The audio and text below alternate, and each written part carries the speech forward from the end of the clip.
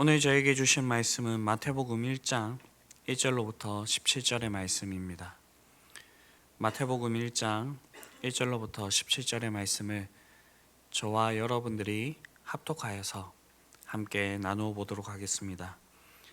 아브라함과 다윗의 자손 예수 그리스도의 계보라. 아브라함이 이삭을 낳고 이삭은 야곱을 낳고 야곱은 유다와 그의 형제들을 낳고 유다는 다말에게서 베레스와 세라를 낳고 베레스는 헤스론을 낳고 헤스론은 람을 낳고 람은 아비나답을 낳고 아비나답은 나손을 낳고 나손은 살몬을 낳고 살몬은 라합에게서 보아스를 낳고 보아스는 룻에게서 오벳을 낳고 오벳은 이새를 낳고 이새는 다윗 왕을 낳으니라. 다윗은 우리아의 아내에게서 솔로몬을 낳고 솔로몬은 르호보암을 낳고 르호보암은 아비야를 낳고 아비야는 아사를 낳고 아사는 여호사밧을 낳고 여호사밧은 요람을 낳고 요람은 우시아를 낳고 우시아는 요담을 낳고 요담은 아하스를 낳고 아하스는 히스기야를 낳고 히스기야는 므낫세를 낳고 므낫세는 아몬을 낳고 아몬은 요시야를 낳고 바벨론으로 사로잡혀 갈 때에 요시야는 여고냐와 그의 형제들을 낳으니라. 바벨론으로 사로잡혀 간 후에 여고냐는 스알디엘을 낳고 스알디엘은 스룹바벨을 낳고 스룹바벨은 아비웃을 낳고 아비웃은 엘리야김을 낳고 엘리야김은 아소르를 낳고 아소르는 사독을 낳고 사독은 아킴을 낳고 아킴은 엘리웃을 낳고 엘리웃은 엘르아살을 낳고 엘르아살은 맏단을 낳고 맏단은 야곱을 낳고 야곱은 마리아의 남편 요셉을 낳았으니 마리아에게서 그리스도라 칭하시는 예수가 나시니라. 그런즉 모든 대수가 아브라함부터 다윗까지 연례되어 다윗부터 바벨론으로 사로잡혀 갈 때까지 연례되어 바벨론으로 사로잡혀 간 후부터 그리스도까지 연례되더라. 아멘. 오늘부터 저희는 마태복음을 함께 나누어 봅니다. 이 마태복음은 1차적으로는 유대인들에게 예수님께서 구약에 예언된 바로 그 메시아라고 하는 그 사실을 증거하고 있는 것입니다. 따라서 마태는 무엇보다도 예수님께서 구약이 말하고 있는 그 메시아의 혈통적인 조건, 즉 아브라함의 자손이 되어야 하고 유다지파 다윗의 혈통이어야 된다는 그 조건을 충족시키고 있는 분이라는 사실을 보일 필요가 있었습니다.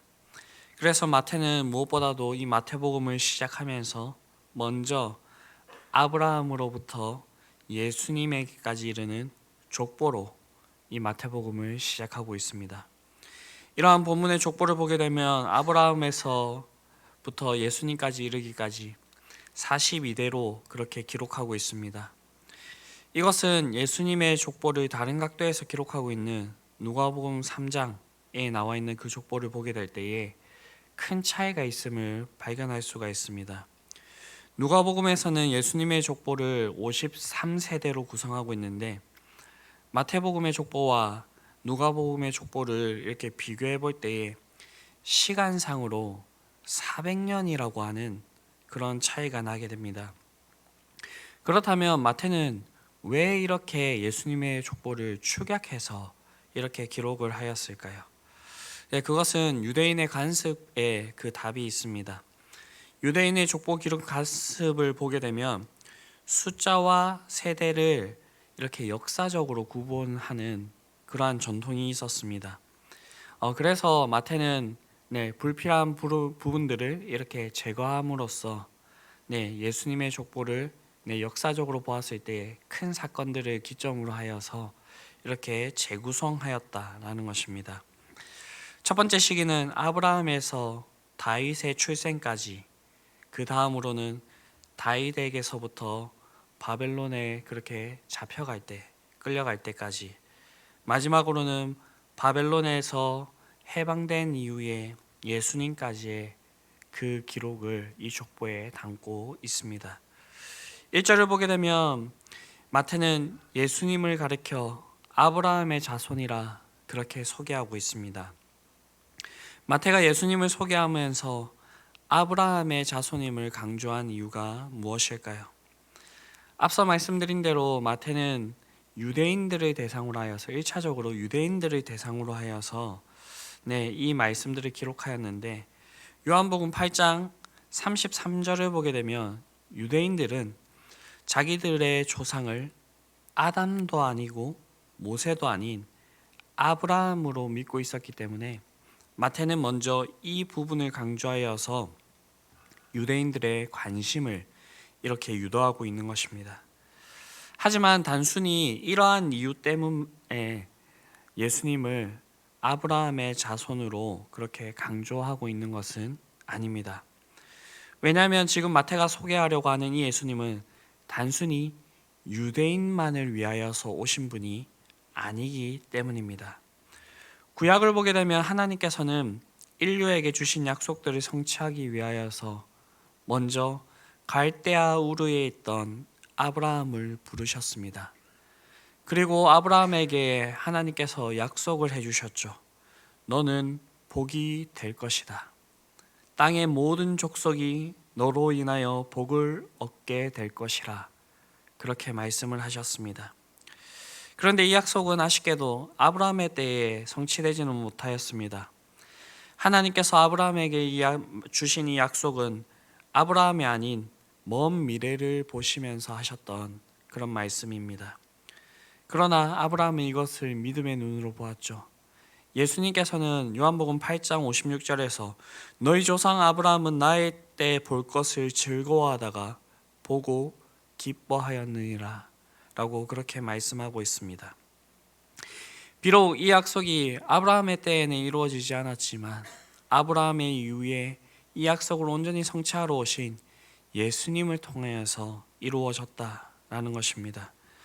하나님께서는 때가 참에 독생자 예수 그리스도를 아브라함의 혈통을 통하여서 이 땅에 보내심으로써 이 약속을 성취하셨습니다. 그러므로 오늘 이 복음서의 저자 마태는 바로 이렇게 예수님을 아브라함의 자손으로 소개함으로써 예수님이야말로 이 세상에 참 복을 가져다 줄 복의 근원이라는 것을 우리에게 알려주고 싶었던 것입니다. 또한 이 1절에서 우리가 알 수 있는 것은 마태는 예수 그리스도를 다윗의 후손으로 소개하고 있다라는 것입니다. 이 사실을 통해서 마태는 예수님께서 구약에 예언하고 있는 메시아라는 사실을 드러내고 싶어 했습니다. 구약은 하나님이 보내시는 메시아가 넓게는 아브라함의 후손들 중에서 특별히 유다 지파에서 나실 것을 예언하고 있지만 가장 구체적으로도 바로 다윗의 후손으로 오실 것임을 분명히 밝히고 있습니다. 실제로 당시 이스라엘 사람들의 인식 속에 어떠한 인식이 있었냐면 메시아는 다윗의 후손과 동의어라고 하는 그런 인식이 있었습니다. 성경을 보면 다윗은 가나안 땅에 대한 하나님의 약속을 모두 성취한 유일한 인물이었습니다. 이 말인즉 이스라엘은 다윗 시대에 이르러서야 가나안 땅의 모든 이방 족속들을 정복함으로써 아브라함에게 주신 하나님의 약속이 모두 성취되게 하였던 그런 인물이라는 것입니다.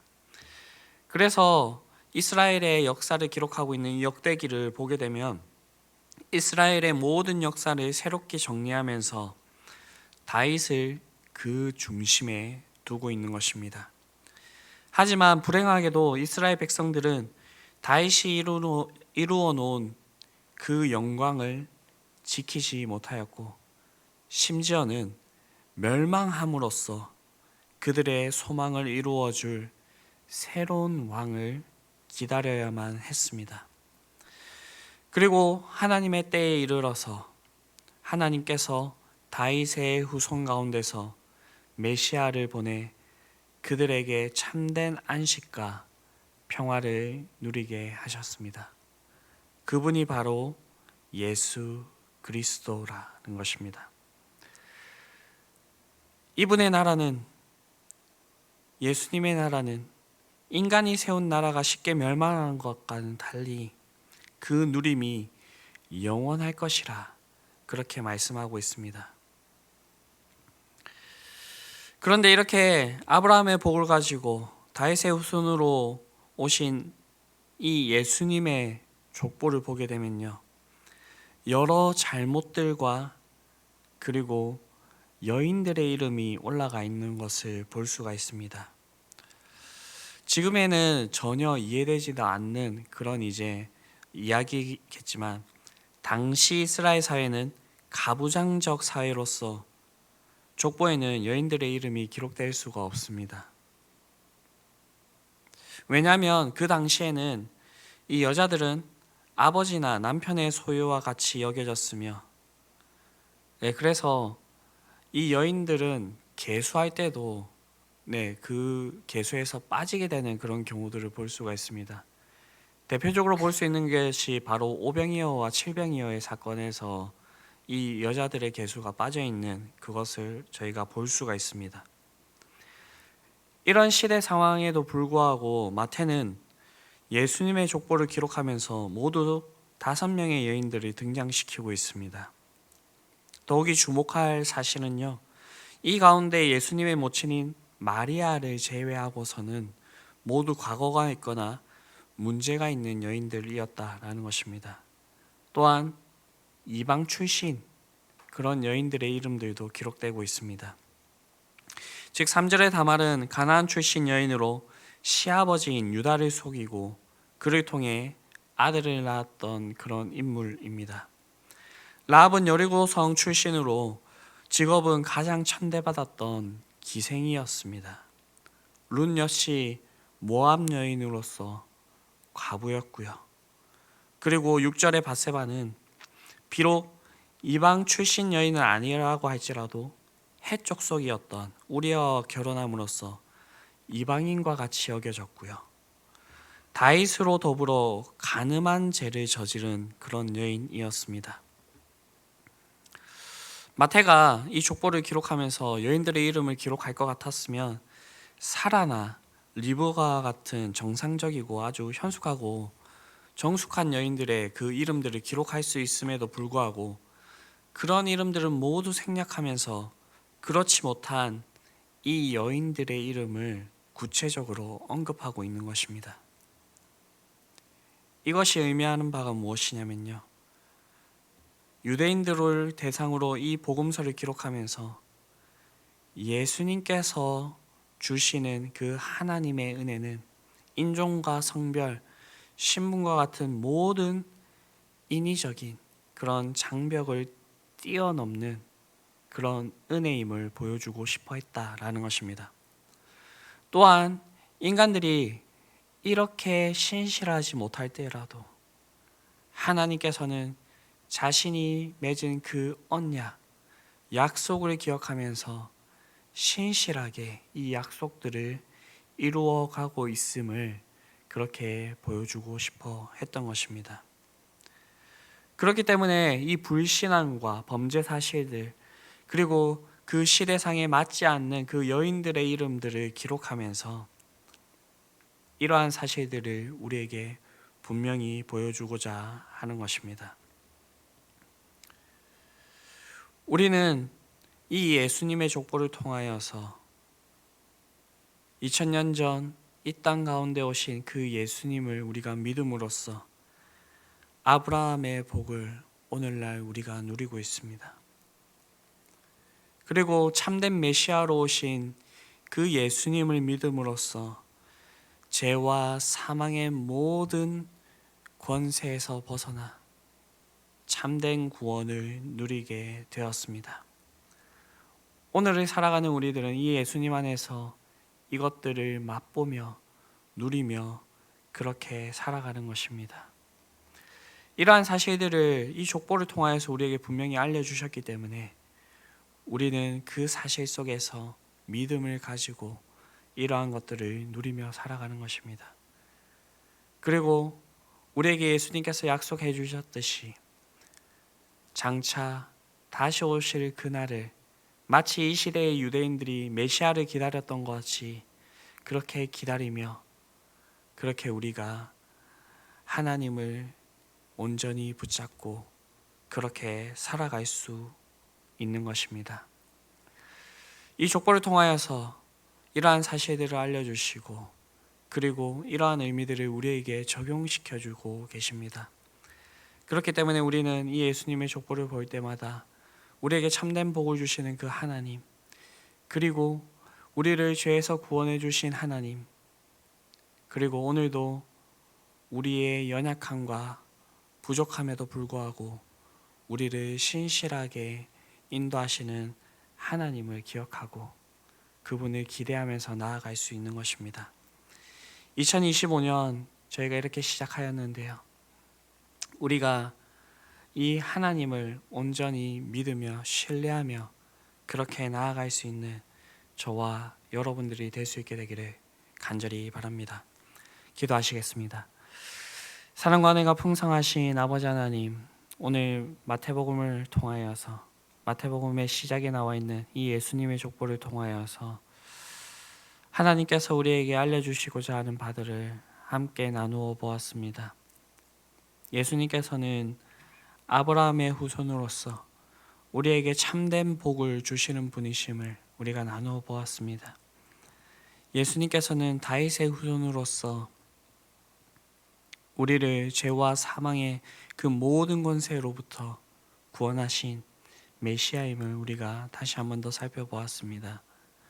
예수님의 족보에 기록된 그 여인들과 죄악으로 점철된 그 사건들을 우리가 살펴보면서 우리가 신실하지 못할 때라도 하나님께서는 우리를 신실하게 인도하시는 분이심을 함께 나누어 보았습니다. 하나님 아버지, 우리가 이러한 사실들을 분명히 기억하고 우리에게 참된 복이 되시는 그 예수님만을 의지하며 우리의 참된 구원자가 되시는 그 예수님만을 의지하며 그렇게 살아갈 수 있는 자들이 되기를 원합니다. 비록 우리의 인생 가운데 우리의 연약함과 부족함으로 인하여서 하나님의 약속을 온전히 지키지 못하고 하나님을 온전히 바라보지 못하고 나아갈 때가 있겠지만 하나님께서는 여전히 우리를 붙드시고 신실하게 우리를 인도하여 주심을 살펴보았습니다. 2025년 그런 하나님을 우리가 온전히 기대하면서 나아가오니 주님, 우리를 붙들어 주시고 주의 은혜로 덮어 주시옵소서. 이 모든 말씀 우리를 구원하신 예수 그리스도의 이름으로 기도드립니다. 아멘.